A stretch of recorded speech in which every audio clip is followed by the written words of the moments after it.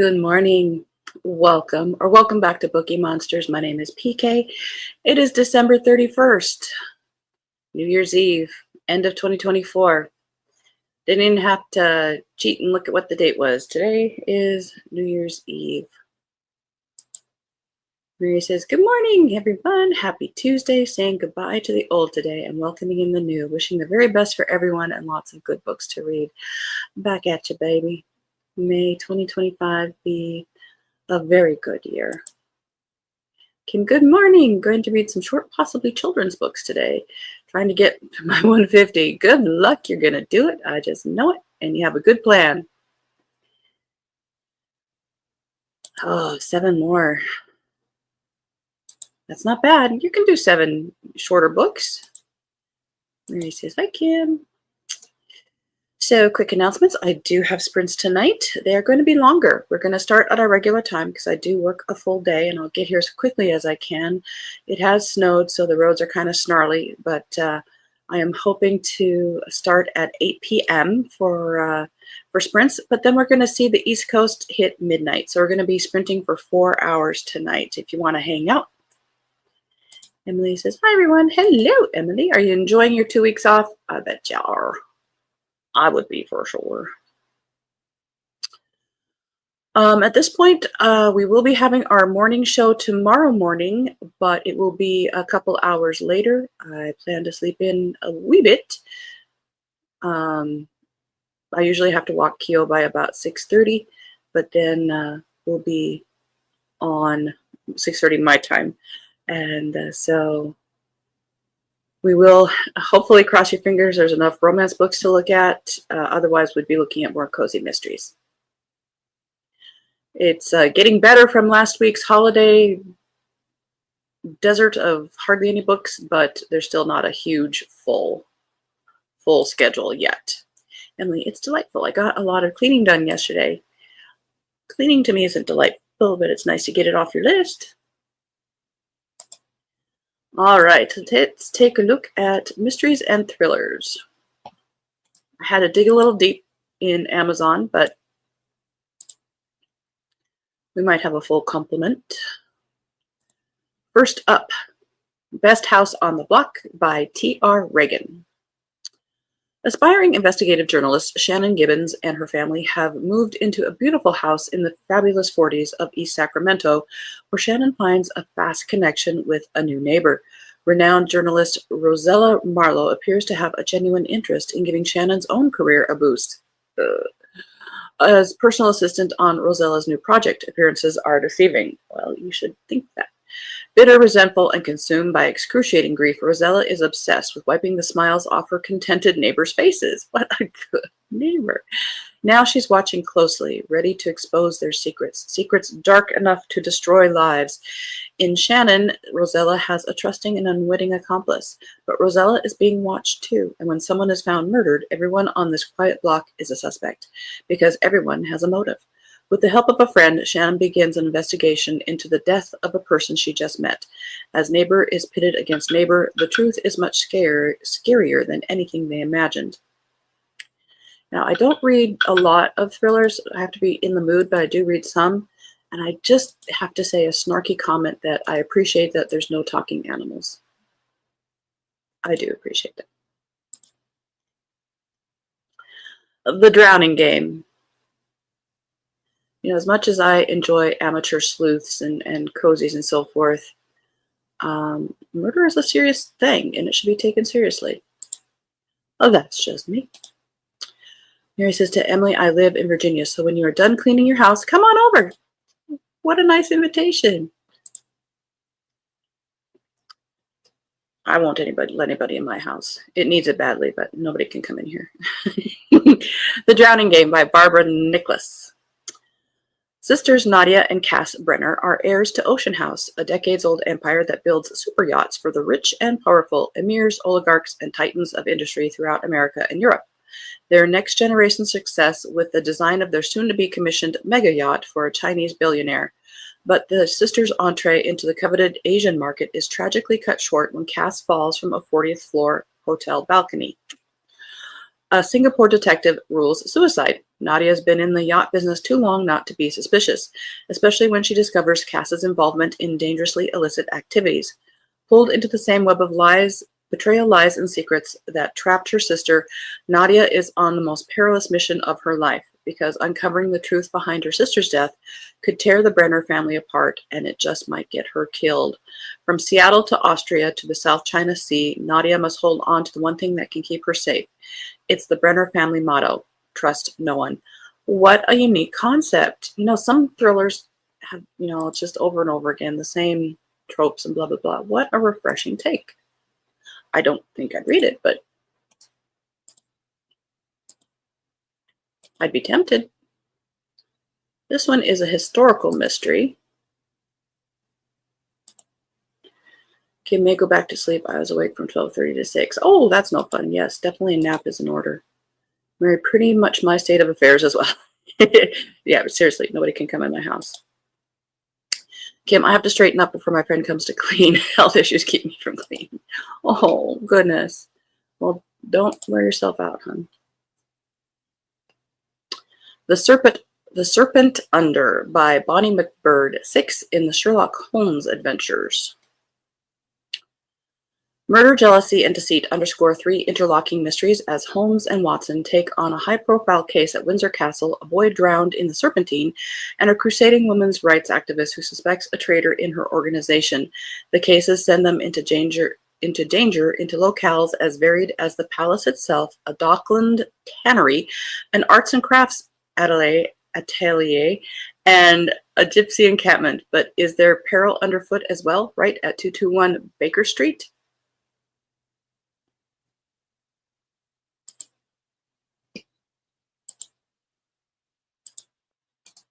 Next up,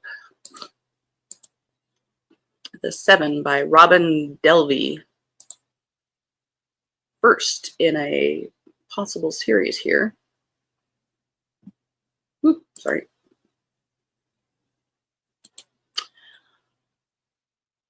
Two bombs, 43 dead, dozens injured. The trial of the decade has begun. New to the job and with everything to prove, Crown Prosecution Service lawyer Eve Wren is working on the biggest UK trial in decades. I do like a UK legal. Notorious cult leader Patrick Nye and his followers, known as the Seven, are pleading not guilty to detonating a bomb in a London theater. Patrick might be charming on the stand, but Eve knows that the evidence never lies. The trial has already started when Eve discovers a piece of evidence that calls the whole case into question. With the world watching, every second counts as the clock ticks down on the jury's verdict, and Eve's hunt for the truth pulls her into the sinister criminal underbelly and straight into the line of fire. I am somewhat intrigued. End of row 1. There is a good UK TV series called Silks that I very much did enjoy. There's only 3 seasons, and it's older, but I really, really liked it. It's an interesting look at what the legal system is like in the UK. It's different. Close Your Eyes by Teresa Driscoll. Finding missing children is Matthew's job, but this time it's his own daughter who's disappeared. When private investigator Matthew Hill picks up the call from his wife Sally, his world comes crashing down. Their 8-year-old daughter Emily is missing. 1 second she was there, the next she was gone. It's the very nightmare they've been dreading. Long ago, Matthew left the force after a woman blamed him for her son's death, promising that he too would one day feel her pain.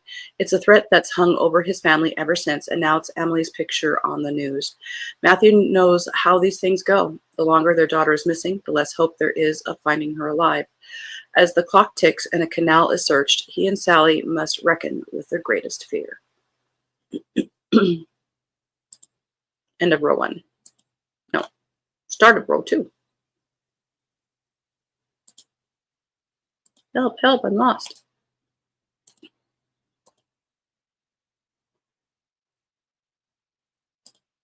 Stolen to Death by Meg Perry, 5th in the Angelus Investigations Mysteries.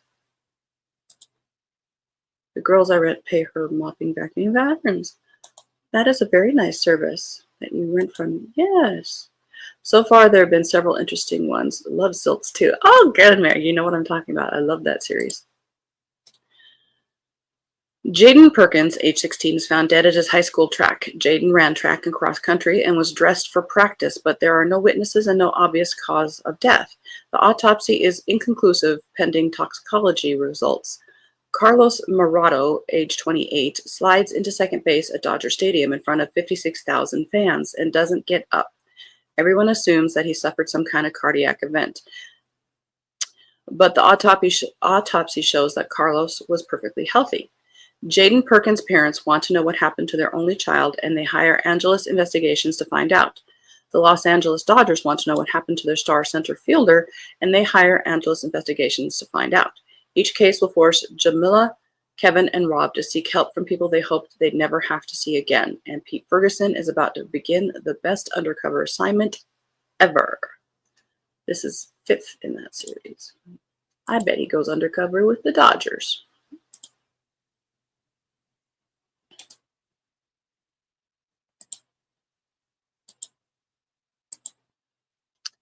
Family Doctor by J.M. Dalglish. I have three days to kill a patient. If I fail, my daughter will die.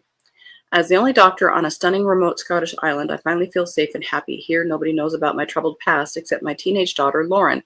I'm a single mother, so it's just the two of us now, and Lauren is my world. Caring for every person on the island from birth to death, I know all their fears and secrets, but they don't know mine, and for the sake of my daughter, I must keep it that way. Everything is going perfectly until I am sent a link to a live video stream of my beautiful daughter, Lauren, her wide blue eyes terrified, and there's a voice. 3 rules, 3 days. You must murder one of your patients. You must not tell another soul. You must not get caught. If you fail, your daughter dies. Well, that's creepy.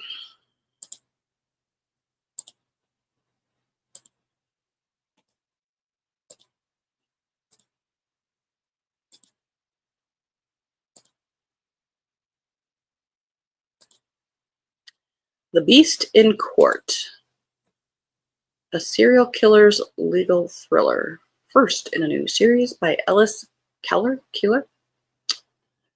Vivian Cross is no stranger to monsters in the courtroom, but Mason Gray is unlike any client she's ever faced. Accused of gruesome murders and chilling atrocities, Mason insists he's more than just a killer, and Vivian is drawn to uncover the truth. But representing him comes with a price: public revulsion, threats to her career, and a growing fear that she might be played into his hands. As secrets about Mason's dark past and the system that failed him come to light, Vivian must confront a terrifying question. Is justice ever truly blind, or has Mason Gray already won? Courtroom intrigue this week. I'm not complaining at all. The series, legal series that I have liked is by Marty Green. It's The Innocence Project. It's fiction, but I've enjoyed that series. I read one every couple years. I think I'm done with the series though. Treacherous Depths by Paige Black, 4th in the Eden Mercer Canine Mystery Thrillers. In the misty coastal town of Nightfall, Oregon, Officer Eden Mercer faces her most harrowing case yet. When a fishing charter boat sinks under mysterious circumstances, leaving multiple casualties and one traumatized child survivor, Eden is thrust into a labyrinth of lies, greed, and murderous intent. As she delves deeper, Eden uncovers a sinister web of financial fraud and deadly secrets, stretching from Nightfall's quaint streets to the treacherous waters of the Pacific. With each revelation, the danger mounts, forcing Eden to confront a killer who will stop at nothing to keep the truth submerged. The clock is ticking as Eden races to unravel a complex web of deceit that stretches from Nightfall's seemingly peaceful streets to the highest echelons of local power. With each new lead, the list of suspects grows, and Eden soon realizes that in this close-knit coastal community, anyone could be harboring deadly secrets. When another life hangs in the balance, Eden must risk everything to navigate the treacherous depths of human depravity. Can she unravel the truth before the killer strikes again, or will she find herself dragged under by the weight of Nightfall's darkest secrets? Apparently there's a canine involved. It doesn't really talk about it there, but this does say the Eden Mercer Canine Mystery Thrillers, and there is a dog on the cover. And did I not have this up? I apologize. We'll pause here for a moment to let you take in this new cover that I forgot to click on. Ugh, video keeps stopping. I'm sorry.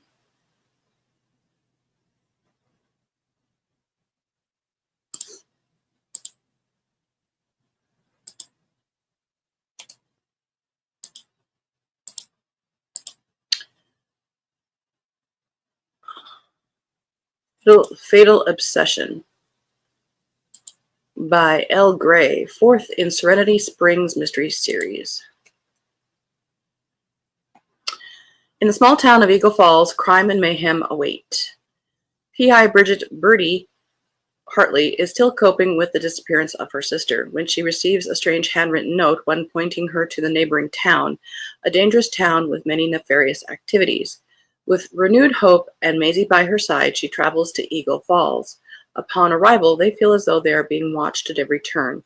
After a string of clues leads them to a woman's doorstep, a woman who shares something in common with Birdie, her ex, Gavin. Birdie senses something off about her ex and his new girlfriend. They seem to be keeping secrets.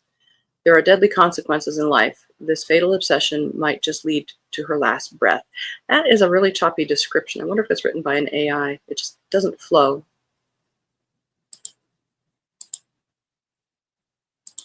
Although you think an AI would do it better.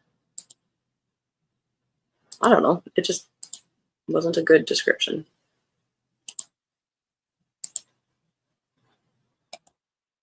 When you're in.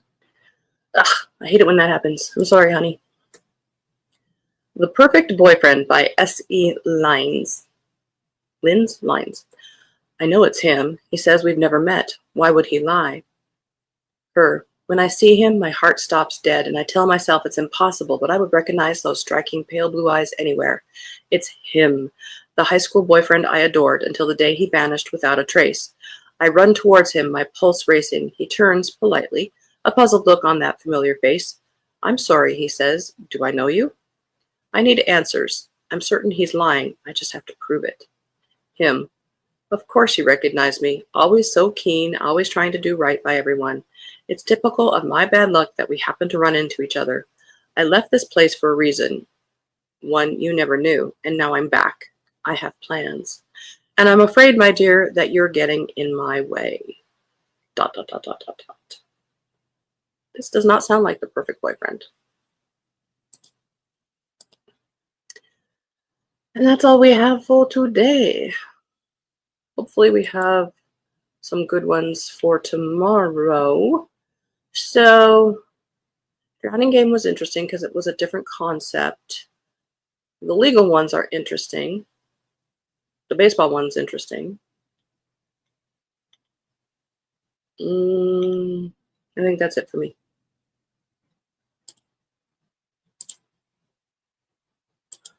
All right, so we do have sprints tonight at 8 p.m. Eastern till midnight Eastern.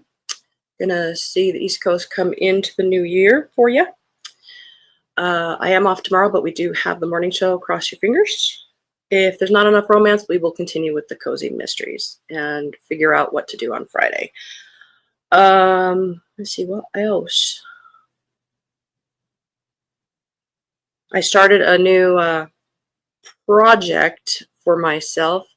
About this time of year, every few years, I get that I want to do a daily habit. You know, like read the gratitude thing or something like that. But I think what I've started today, actually last night I found 2 books on Kindle. One is a daily Shakespeare scene, and one is a nighttime Shakespeare scene. And so what I started last night and this morning was to read the scene of the day and then go on YouTube and find that scene performed. So last night it was a scene from Macbeth, and the performance was by a very young Judi Dench and Ian McKellen. Holy moly, was that sexed up. And then since it was so sexed up, I watched another of the same scene with different performers, and it was still quite physical, but understandable of what the scene's intention was. And this morning it was from The Tempest, and the performance was by John Gielgud. So I'm hoping I can continue this. I always have good intentions, as everybody does with their resolutions. But I think adding the performance to it will help me keep going for a while anyway. So I'm hopeful. And we see you all tonight. I will be sprint hopping since everyone is sprinting tonight. And I think some are actually sprinting, definitely in different time zones starting throughout the day. So you could definitely sprint all day if you wanted to. Emily, I just decluttered the top shelf of my linen closet. Wow. Good for you. Well, I appreciate if you come hopping, sprinting on my channel tonight. Bring a friend. Kim, have a great day. I'll see you tonight. Indeed. Thank you very much for tuning in. Have a good New Year's Eve, a good New Year, 2024, ups, downs, whatever it was. We are now going into 2025, which just blows my mind. I may do that after Alabama game. Oh, I appreciate it. Like I say, from the East Coast, I'm here till midnight. All right. And be sure to be reading good books. I don't know if you are like me. I always try to have the first book I finish be a little bit more thoughtful, a little bit more intention into it. And my plan for my first book for 2025 is a shorter one. It's nonfiction. It's by Alexander McCall Smith, and it's called What W.H. Odin Can Do for You, and I'm really enjoying it. Emily says, today is linen closet and bathroom day. That is a good plan. Wow, I wanted to say inspired, but that means that I would do something, so I'm not inspired, but I'm in awe. That is wonderful. All right, everybody, be safe, be happy, and as the banner says here, hang on, Mary says, Happy New Year all, and thanks for your book announcements, our own personalized. I am your news. I'm your daily news. It's just books, which is probably better than the regular news. All right, everybody. As it says here, don't be a bookworm, be a bookie monster. Nom, nom, nom. Have a good day and God bless. Thank you all.